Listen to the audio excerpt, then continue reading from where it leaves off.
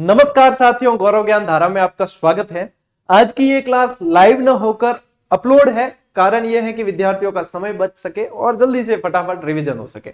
Revision का पहला नियम है ध्यान रखना कि गहराई की अति से बचना है। जिन्हें ध्यान नहीं है वो उन्हें बता दूं कि दोहरान का मतलब ही ये होता है गहराई की अति से बचना है और रैपिड रिवीजन करना है। उसी पैटर्न पर आपके रिवीजन की ये क्लासेस चल रही है और इसको कंटिन्यू करेंगे क्योंकि लाइव क्लासेस में डिस्टर्बेंस ज्यादा होता है और निश्चित रूप से समय भी ज्यादा लगता है। तो अपन लाइव सिर्फ वो क्लास लेंगे जिसमें ऑब्जेक्टिव में आपकी सक्रियता बहुत ज्यादा जरूरी होगी, वो वाली। बाकी अपना ये अपलोड पैटर्न आप लोगों को पता ही है, सबसे बेस्ट रहा है। आज की इस क्लास में साथियों अपन पढ़ने जा रहे हैं उत्तरवर्ती शासक, यानी कि मेवाड़ के राणा प्रताप के बाद से लगाकर जो शासक हैं जिनसे क्या प्रश्न पूछे जा सकते हैं, जिनको रिवीजन के अंदर क्या शामिल करना है उसकी बात करेंगे। जिसमें अपने जैसे अमर सिंह है, अमर सिंह के बाद करण सिंह है, फिर जगत सिंह है, फिर आपके राज सिंह है इनसे संबंधित, फिर जय सिंह, फिर अमर सिंह द्वितीय, संग्राम सिंह, जगत सिंह और फिर स्वरूप सिंह, भूपाल सिंह, ये फतेह सिंह, और ये सारे जो है अपन आज की इस क्लास में रैपिड रिवीजन कर लेंगे। ठीक है, चलिए बिना किसी औपचारिकता और बिना किसी समय को गवाए अपनी इस क्लास को शुरू करते हैं। कल अपन ने महाराणा प्रताप तक पढ़ा, हल्दी घाटी का युद्ध पढ़ा और उसका रिवीजन किया है बेहतरीन तरीके से।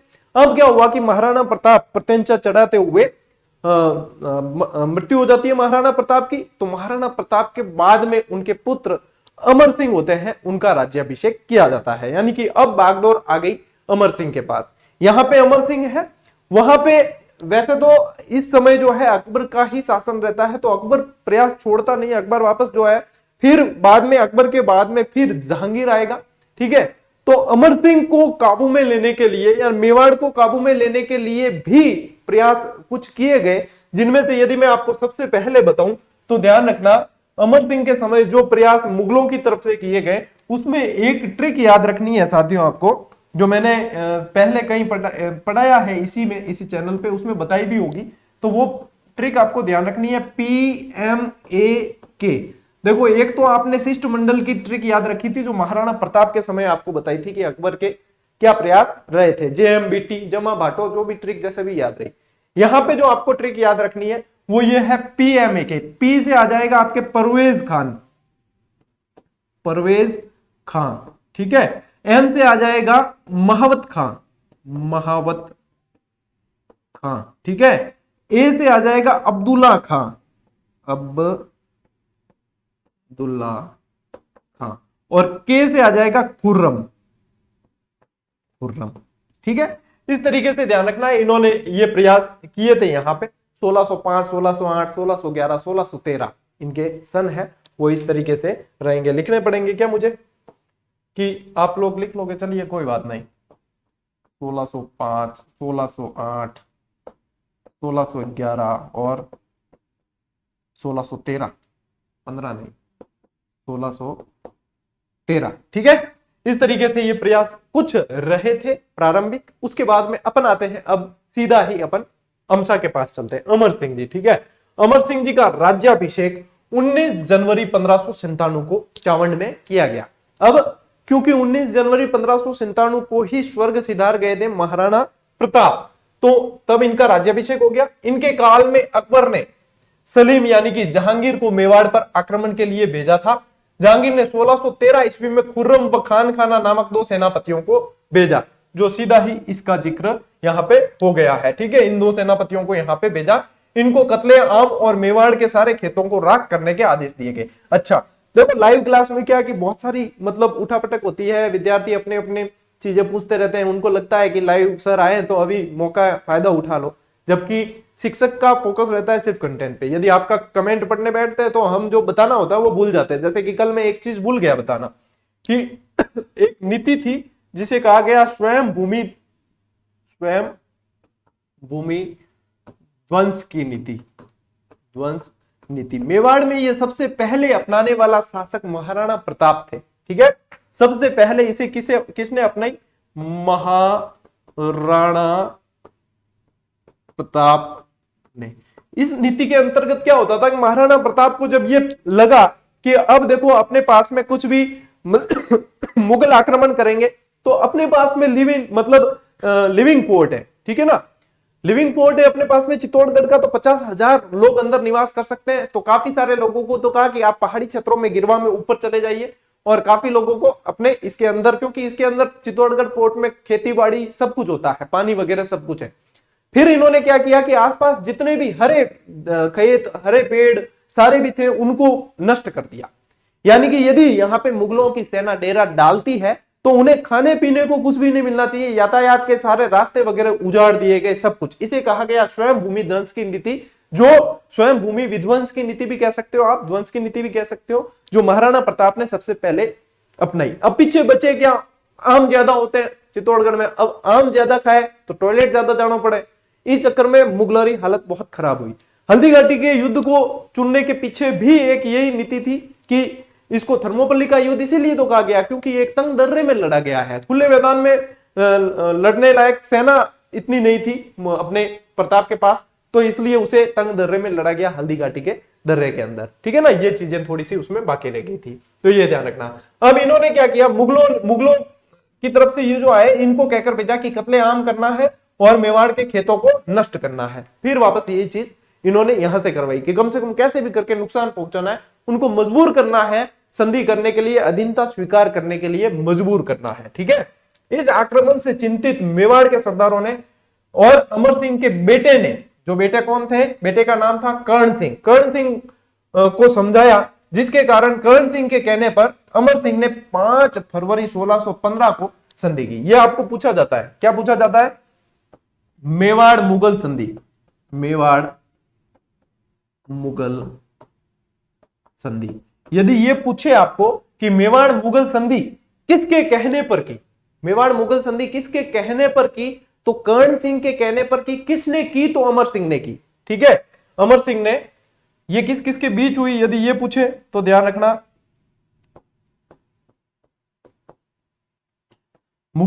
अपने राजपूतों की तरफ से अमर सिंह और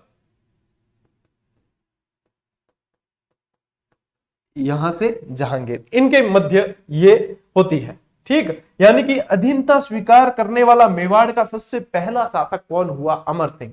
लेकिन यदि आपको यह पूछे कि मुगलों के दरबार में उपस्थित होने वाला सबसे पहला व्यक्ति यहां से कौन था, तो वो कर्ण सिंह था, क्योंकि इस संधि के अंदर एक शर्त थी कि 1000 घुड़सवारों के साथ यहां का युवराज जो है वहां उपस्थित होगा। अच्छा, अमर सिंह के सामने यह शर्त रखी गई कि आपको दरबार में उपस्थित होने की आवश्यकता नहीं है, आप खुर्रम के समक्ष उपस्थित होंगे और दरबार में उपस्थित होगा कर्ण सिंह। तो कर्ण सिंह दरबार में उपस्थित हुआ।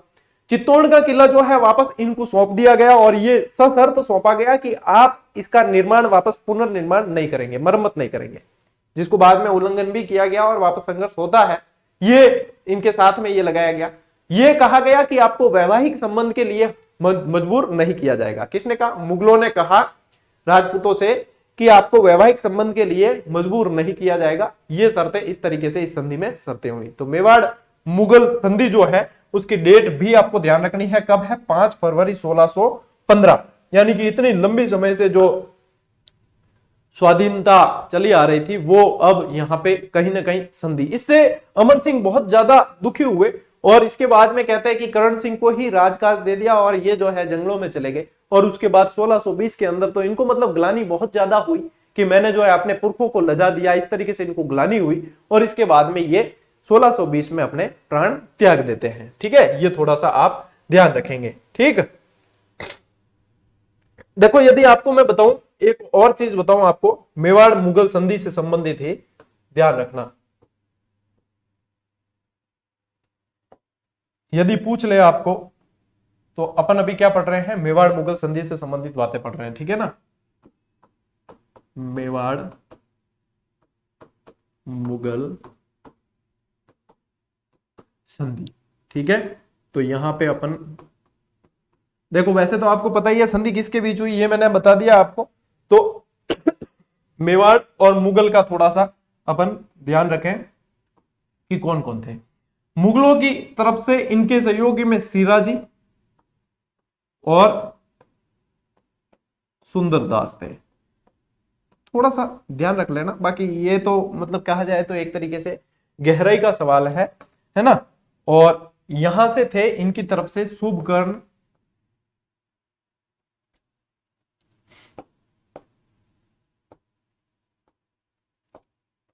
शुभकर्ण और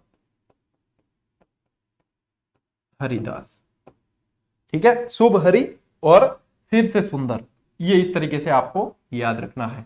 ये इनकी तरफ से संधि करने, मध्यस्थता कराने के अंदर ये थे। ठीक है, ये थोड़ा सा आप ध्यान रख लेना। चलिए अब देखो क्या है कि जहांगीर की अधीनता स्वीकार की थी और अमर सिंह की मृत्यु 1620 ईस्वी में हो गई और अमर सिंह की छतरी जो है आहड़ उदयपुर में, आहड़ उदयपुर में छतरी जिस शासक की, वो पहले शासक था अमर सिंह, जिसकी छतरी आहड़ उदयपुर में बनाई गई। ठीक है, चलिए आगे बढ़े। इतना रिवीजन आपके हो जाएगा और आप स्पीड बढ़ा के भी क्लास को देख लेंगे तो काफी सारी आपकी इसमें मदद हो जाएगी और काफी फास्ट जो है दोहरान हो जाएगा। ठीक है, अमर सिंह मेवाड़ का प्रथम शासक था जिसकी छतरी आहड़ में बनी हुई है। जहांगीर मुगल जो था उसके दरबार में जाने वाला प्रथम मेवाड़ी राजकुमार करण सिंह था।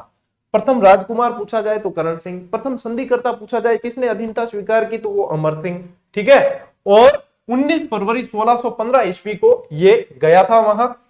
करण सिंह को सर्वप्रथम मुगलों ने मनसबदारी दी थी। मनसबदारी किसी? कर्ण सिंह को। कर्ण सिंह युवराज था और इसके कहने पर ही संधि की गई थी। एक सर टॉमस रो था, यदि आपको याद हो, सर टॉमस रो ने मैगजीन के दुर्ग में मुलाकात की थी। सर टॉमस रो ये क्या कहता है? ये कहता है कि मेवाड़ को जीता नहीं गया, मेवाड़ को जीता नहीं गया बल्कि खरीदा गया, बल्कि खरीदा गया। यदि पूछ ले कि ये कोटेशन किसका था या किसने कहा तो सर टॉमस रो ने ये कहा था। इतना याद रह जाएगा, रखना ही पड़ेगा जब सिलेक्शन लेना है तो। ठीक है, आगे बढ़ते हैं। जगत सिंह, करण सिंह के बाद में जगत सिंह। ठीक है, अब देखो जगत सिंह प्रथम पढ़ते हैं। ठीक है, 1628 से 1652। जगत सिंह ने मुगलों से की गई संधि का उल्लंघन किया, सर्वप्रथम उल्लंघन करने वाला, और चित्तौड़ दुर्ग की मरम्मत करवाई। अब चूंकि उसमें एक संधि में उल्लेख किया था कि आप चित्तौड़ दुर्ग की मरम्मत नहीं करेंगे, जैसे इस अवस्था में है वैसा ही रहेगा, क्षतिग्रस्त हो गया था पूरा ही दुर्ग, तो इसने सबसे पहला था जगत सिंह प्रथम जिसने ये मरम्मत करवाई। जगत सिंह ने पिछोला जेल में जग मंदिर का कार्य पूर्ण करवाया। शुरू किसने किया था? जग मंदिर निर्माण शुरू किया था कर्ण सिंह ने।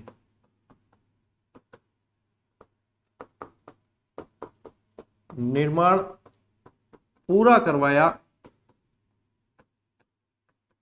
जगत सिंह प्रथम ने। ठीक है, ध्यान रखना। इसने उदयपुर में वास्तुकार भाणा की देखरेख में पंचायतन शैली में जगन्नाथ राय या जगदीश मंदिर, जैसे विष्णु मंदिर भी कहते हैं, बनवाया, और जगन्नाथ राय प्रशस्ति या जगन्नाथ प्रशस्ति भी इसमें लगी हुई है, जिसकी रचना कृष्णा भट्ट तैलंग ने की, तैलंग कृष्ण भट्ट ने की। और यहीं पे पास में एक दाई मां का मंदिर भी बना हुआ है। कौन सा मंदिर बना हुआ है? दाई मां का मंदिर।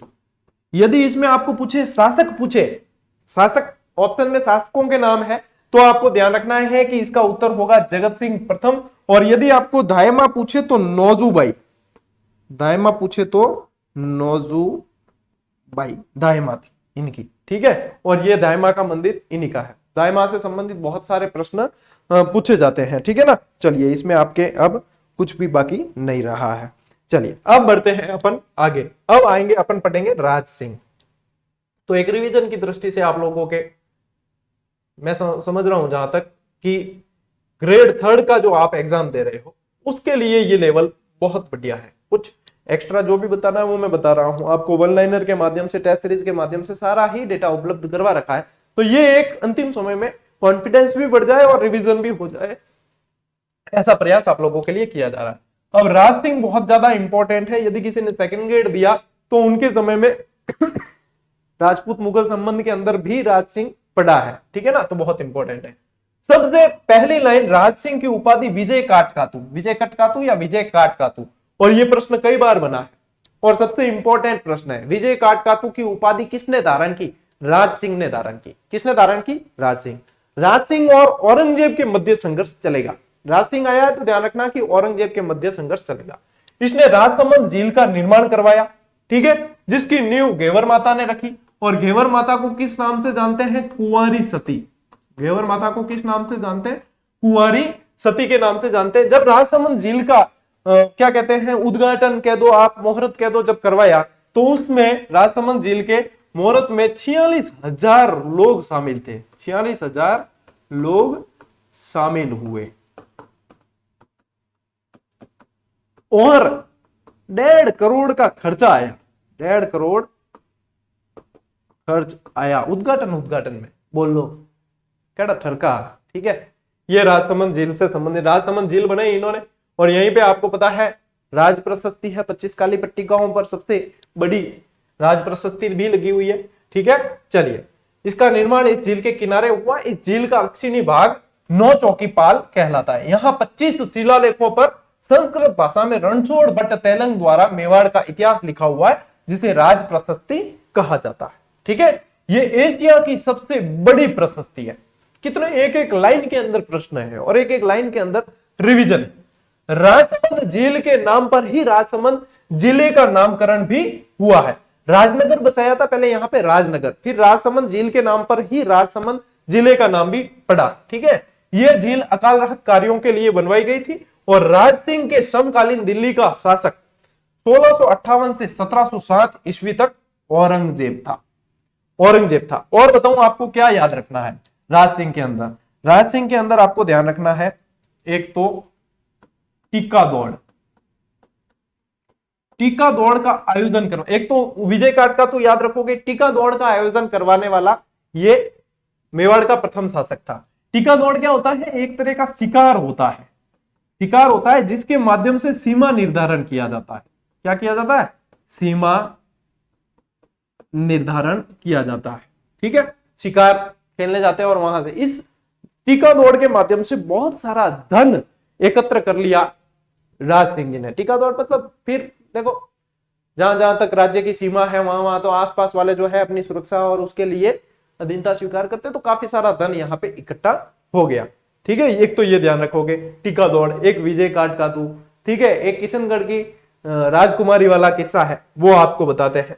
चलिए, वो औरंगजेब और इनके मध्य युद्ध का एक जजिया देने का मना कर दिया था इनने, तो ये सारे आ जाएंगे आपके औरंगजेब से लड़ाई करने के पीछे जो कारण है उसके अंदर आ जाएगा, ठीक है।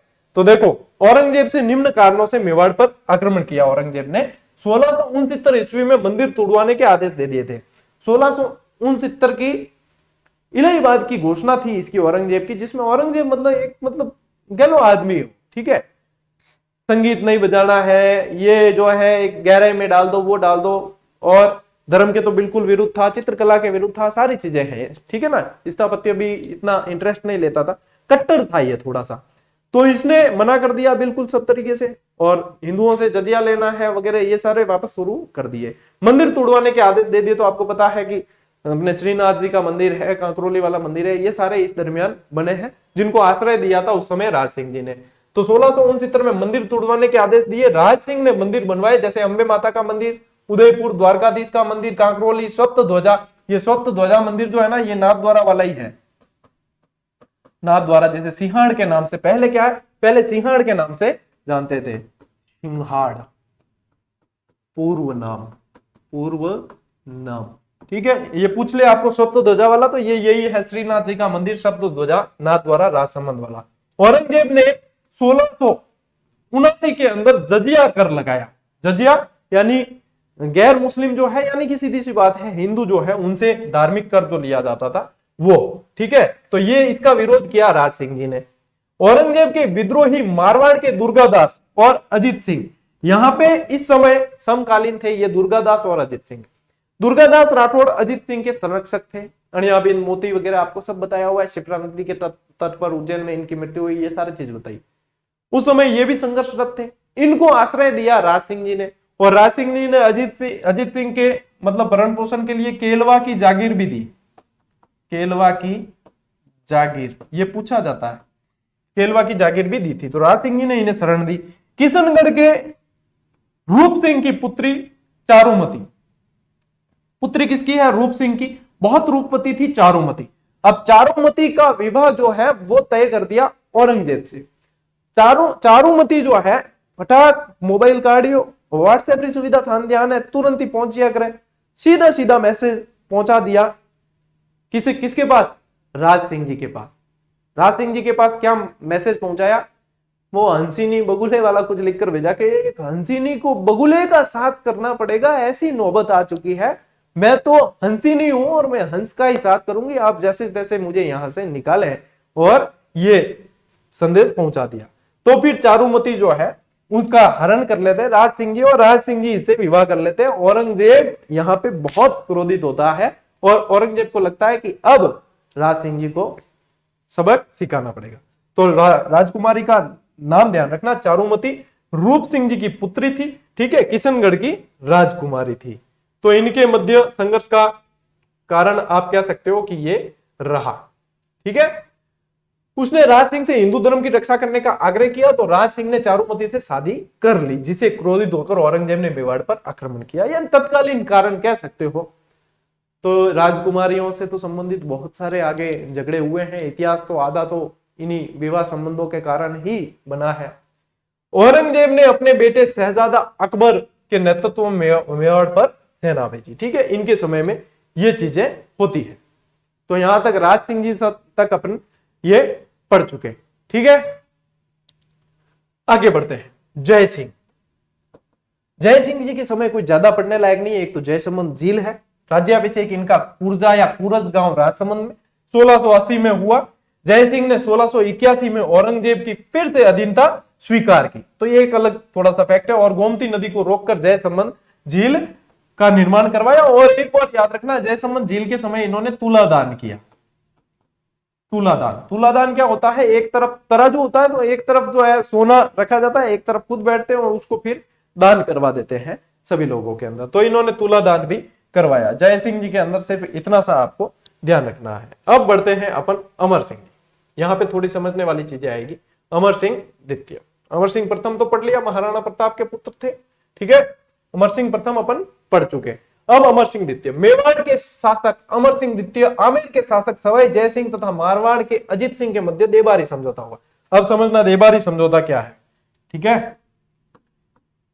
ये पूछा जाता है कई बार, थोड़ा सा मैं आपको इसको समझा देता हूं।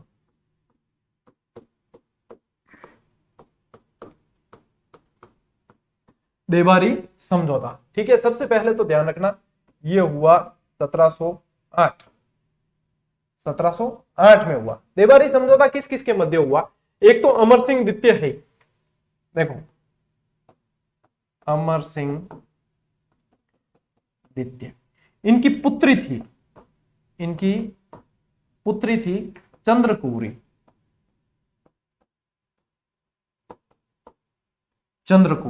ठीक है भाई। अमर सिंह जी से ये वादा लिया गया था कि आप हमें जो है शासक बनने में मदद करेंगे। कौन कौन, अजित सिंह जी और अपने सवाई जय सिंह, जयपुर के सवाई जय सिंह। तो यहां पे चंद्रकुवरी का विवाह, यहां पे मैं लिख देता हूं वेट्स, किससे, सवाई जय सिंह से सशर्त विवाह हुआ कि चंद्रकुवरी से उत्पन्न पुत्र ही आमेर का राजकुमार बनेगा, ठीक है। यानी आने वाले समय आमेर का शासक बनेगा, ठीक है। क्योंकि उस समय क्या है, अपने जयपुर तो था नहीं, आमेर था, आमेर का शासक बनेगा। कछुआ वंश के अंदर राजकुमार यानी उत्तराधिकार संघर्ष का बीज जो है यहीं से बो दिया गया था। तो इनसे ये इस समझौते के तहत चंद्रकुवरी का विवाह सवाई जय सिंह से हुआ और इनसे उत्पन्न पुत्र, फिर बाद में ईश्वरी सिंह और माधो सिंह के मध्य जो युद्ध होता है वो यहीं से बीज यहीं के रोपे गए, जो अपन कछुआ वंश में अलग से पढ़ेंगे। तो ये समझौता हुआ इनके मध्य, जो देबारी समझौते के नाम से जाना गया। तो पूछे तो ध्यान रखना, ठीक है। आगे बढ़ते हैं। संग्राम सिंह द्वितीय, ठीक है। संग्राम सिंह, अच्छा अमर सिंह में कुछ रहा तो नहीं आपके बाकी अमर सिंह में आपके, हाँ बस ये ध्यान रख लेना आप थोड़ा सा। हाँ चलिए, संग्राम सिंह द्वितीय। संग्राम सिंह द्वितीय क्या है, आमेर का शासक 1700 से 1743 तक सवाई जयसिंह था। इसने मंदसौर मध्य प्रदेश के युद्ध में मराठों से पराजय का सामना करना पड़ा। सवाई जयसिंह ने मराठों के विरुद्ध हुड्डा सम्मेलन बुलाया। यानी कि अब संग्राम सिंह जी ने है ना हुड्डा सम्मेलन की योजना बनाई थी। संग्राम सिंह जी ने योजना बनाई थी। मराठों के आक्रमण यानी मराठों के विरुद्ध राजपूत शक्ति को एकत्र करने के लिए भीलवाड़ा के हुड्डा नामक स्थान पर हुड्डा सम्मेलन हुआ, जो 17 जुलाई 1734 को होता है। लेकिन बुलाया मतलब योजना संग्राम सिंह जी ने बुलाई, लेकिन संग्राम सिंह जी की मृत्यु हो गई थी। तो बाद में मतलब आयोजक तो कौन था? सवाई जय सिंह था। आयोजक कौन था? सबसे ज्यादा प्रभावित कछुआ वंश वाले ही हो रहे थे, तो आयोजक सवाई जय सिंह था। फिर बाद में जगत सिंह द्वितीय ने इसकी अध्यक्षता की। वैसे अध्यक्षता करने वाले कौन थे? संग्राम सिंह जी करने वाले थे, योजना इन्होंने बनाई। लेकिन विडंबना थी, इनकी हो गई मृत्यु, तो फिर बाद में वहां पे उन्होंने, ठीक है, तो हुड्डा सम्मेलन के पहले अध्यक्ष मेवाड़ के शासक संग्राम सिंह द्वितीय को घोषित किया गया। लेकिन जनवरी 1734 में संग्राम सिंह जी की मृत्यु हो गई और हुड्डा सम्मेलन का आयोजन 17 जुलाई 1734 ईस्वी को किया गया। फिर इस सम्मेलन की अध्यक्षता जगत सिंह द्वितीय ने की। ठीक है, हुड्डा सम्मेलन असफल रहा था। वैसे हुड्डा सम्मेलन असफल रहा था। तो यहां पे आपको जो ध्यान रखना है ना साथियों, वो ये है कि हुड्डा सम्मेलन जो हुआ वो असफल रहा है। और कंफ्यूजन सिर्फ इसी के अंदर होता है कि बुलाया किसने, ठीक है, बुलाया किसने और वहां पे अध्यक्षता किसने की और योजना किसने बनाई थी। तो योजना बनाई संग्राम सिंह जी ने, ठीक है, संग्राम सिंह जी योजना बनाते हैं। बुलाया किसने था? सवाई जय सिंह ने बुलाया था। और अध्यक्षता किसने की? जगत सिंह द्वितीय ने अध्यक्षता की थी। बीच में एक चीज और आएगी साथियों, आपको वो ध्यान रखना, मैं आपको यहां भीम सिंह में बता दूंगा आपको। चलिए, मेवाड़ के शासक जगत सिंह द्वितीय के काल में नादिर शाह, अब नादिर शाह का आक्रमण कब हुआ था? 1739 के अंदर, ठीक है। नादिर शाह भारत से कोहिनूर हीरा ले गया था। मेवाड़ के शासक भीम सिंह सिसोदिया ने कर्नल जेम्स टॉड के प्रयासों से अंग्रेजों के साथ सहायक संधि की। अब एक चीज और मैं आपको बताऊं, एक कृष्णा कुमारी विवाद था। कृष्णा कुमारी विवाद, ये कृष्णा कुमारी विवाद क्या था? देखो, एक तो मेवाड़ और एक मारवाड़, यहां से भी भीम सिंह, मेवाड़ से भी भीम सिंह और यहां से भी भीम सिंह, यहां राणा भीम सिंह, यहां पे राव भीम सिंह। इनकी पुत्री का नाम था कृष्णा कुमारी। कृष्णा कुमारी, इस कृष्णा कुमारी की सगाई हुई इस भीम सिंह से, सगाई इस भीम सिंह से, और भीम सिंह जी बीच में ही साथ छोड़ के चले गए। भीम सिंह जी की हो गई मृत्यु। अब मृत्यु हो गई तो फिर इनकी सगाई फिर बाद में किससे कर दी जाती है? जयपुर के जगत सिंह से, जयपुर के जगत सिंह से। इन भीम सिंह जी का, ठीक है, जयपुर के जगत सिंह से सगाई कर दी। इन भीम सिंह जी के एक भाई का नाम था, इन भीम सिंह जी का भाई था मान सिंह। तो भीम सिंह जी की मृत्यु हो गई, उसके बाद मान सिंह जी कहते हैं कि भीम सिंह जी गए हैं, मान सिंह जिंदा है, कृष्णा कुमारी से शादी करेगा मान सिंह। अब लबड़ो को सगाई फिर वापस जगत सिंह से कर दी। जगत सिंह कह के ऐसा हो ही नहीं सकता, मेरे साथ सगाई किया, मैं करूंगा। इनके मध्य युद्ध शुरू, इनके मध्य फिर होता है गिंगोली का युद्ध, ठीक है। कौन सा युद्ध होता है? गिंगोली का, यहां लिख देता हूं, गिंगोली का युद्ध 1807 में, ठीक है। अब अमीर खां पिंडारी जो होता है उसकी मध्यस्थता होती है इन सब में। उसकी सलाह से फिर बाद में 1810 के अंदर कृष्णा कुमारी को जहर देकर मार दिया जाता है। कई इतिहासकार लिखते हैं कि यह आत्महत्या की थी, लेकिन असल में बात यह थी कि इतना विवाद हो गया था कि इसको फिर मरवा दिया गया था। तो ये भी थोड़ा सा आप ध्यान रखेंगे, ठीक है। एकीकरण के समय मेवाड़ का शासक कौन था? भूपाल सिंह था। इनके मध्य, इनके बीच में एक शासक और आता है जिसका आप थोड़ा सा ध्यान रखना, स्वरूप सिंह, ठीक है। एक स्वरूप सिंह से यदि पूछे तो क्या प्रश्न बन सकते हैं? देखो, स्वरूप सिंह से क्या प्रश्न बनेंगे? एक तो 1857 की क्रांति के समय थे ये, ठीक है। तो नीमच से भागे हुए सैनिकों को ठहराया था पिछोला जेल के अंदर, जगमंदिर के अंदर। ये है एक डाकन प्रथा पर रोक, डाकन प्रथा पर रोक कब लगाई? 1853 जेसी ब्रुक की सहायता से डाकन प्रथा पर रोक लगाई थी। एक बीच में यदि पूछे तो फिर एक फतेह सिंह भी ध्यान रखना। फतेह सिंह से क्या प्रश्न बन सकता है? फतेह सिंह से प्रश्न बनेगा 1903 के दिल्ली दरबार में जाने से रोका। दिल्ली दरबार में जाने से रोका। किसने रोका? केसरी सिंह भारत ने।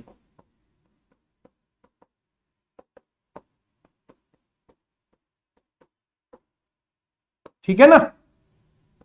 सोठे लिखे थे, 13 सोठे लिखे थे। सोठे, जिस सोठों का नाम क्या था? चेतावनी चुंगटिया। चेतावनी चुंगटिया। और फिर याद रखना कि एकीकरण के समय मेवाड़ के शासक थे भूपाल सिंह। ठीक है, इस तरीके से आपके इन शॉर्ट ये सारा रिवीजन आपके करवा दिया है। ठीक, बाकी एक बीच में ये ध्यान रखना, सज्जन सिंह जी थे। सज्जन सिंह जी के समय सज्जनगढ़ किले का निर्माण करवाया, जिसे मानसून महल भी कहा जाता है, मुकुटमणि भी कहा जाता है मेवाड़ का। ये है सज्जन सिंह जी के समय। बाकी कुछ नहीं, आपके लगभग ये हो चुका है। फतेह सिंह जी हो गया, भूपाल सिंह जी हो गया। ठीक है, अच्छा, स्वरूप सिंह जी के समय एक चीज और है। स्वरूप सिंह जी की एक पासवान थी एंजाबाई। एंजाबाई, ये स्वरूप सिंह जी की मृत्यु पर स्वरूप सिंह जी के साथ में सती हो जाती है। ठीक है ना? क्लियरिटी सही नहीं है कि स्वरूप सिंह जी के साथ में सती हो जाती है। चलिए, ये चीजें सारी होगी। संग्राम सिंह जी के समय एक और चीज थी, वो सहेलियों की बाड़ी। याद रखना, संग्राम सिंह जी के समय निर्माण हुआ है सहेलियों की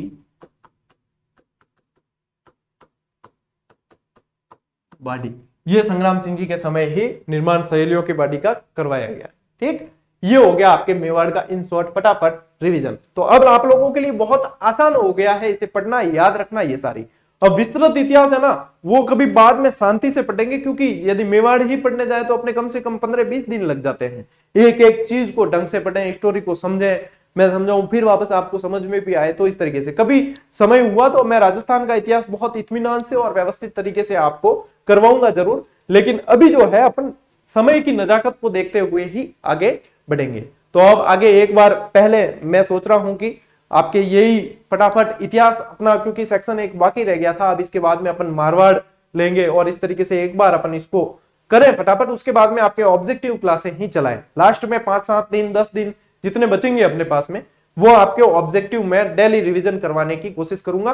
कल आपके एक क्लास मर्ज करके शैक्षिक परिदृश्य की दी जाएगी, जो ऑलरेडी चैनल पे, लेकिन एक साथ मर्ज करके दे दी जाएगी। तो काफी सारे विद्यार्थी उसे स्पीड बढ़ाकर बहुत अच्छी तरीके से रिवीजन उसका कर सकते हैं। एक ही जगह आ जाएगी, बैक टू बैक कौन सी पढ़नी है, उसमें सहूलियत हो जाती है और काफी आसानी उससे हो जाता है रिवीजन करना। तो वो देख लेना अवश्य। बाकी जो है अभ्यास करते रहिए, दोहरान करते रहिए। भय के माहौल से बचें, अपने आप पे आत्मविश्वास रखें। आप जो पढ़ रहे हैं वो बिल्कुल सही पढ़ रहे हैं। रिवीजन का मतलब यह है बहुत ज्यादा गहराई में जाने से बचना है। ठीक है, और चाहे कहीं भी लाइव क्लास में आप कहीं भी इधर उधर पढ़ रहे हो तो थोड़ा सा अपने आप को लाइव चैट से बचाना और एक दूसरे विद्यार्थियों की छींटाकशी से बचना और अपने आप को अपने लक्ष्य के प्रति समर्पित रखना, क्योंकि ये क्षणिक छींटाकशी है। क्षणिक आपको थोड़ा आनंद मिल सकता है कि मैंने उसे ये कहा, उस छात्र को, उस छात्रा को, उसने वापस ये रिप्लाई दिया, लेकिन ये रिप्लाई देने और चाहने वाले सिलेक्शन से कोसों दूर हो जाते हैं। ये कटु सत्य है, इसे अपना लेना जीवन में। यदि इसे अपना लोगे तो अपने माँ बाप के सपनों को साकार कर पाओगे, और जो संघर्ष और जो गरीबी आपके माँ बाप ने देखा है, अभी तक देखी है, वो उन्हें बुढ़ापे में नहीं देखने को मिलेगी। इस बात को समझना साथियों बहुत गहरी बात है। ठीक है, इसको समझो और लागू करो। मिलते हैं अगले वीडियो में, अगली क्लास में। तब तक के लिए राम राम, जय हिंद।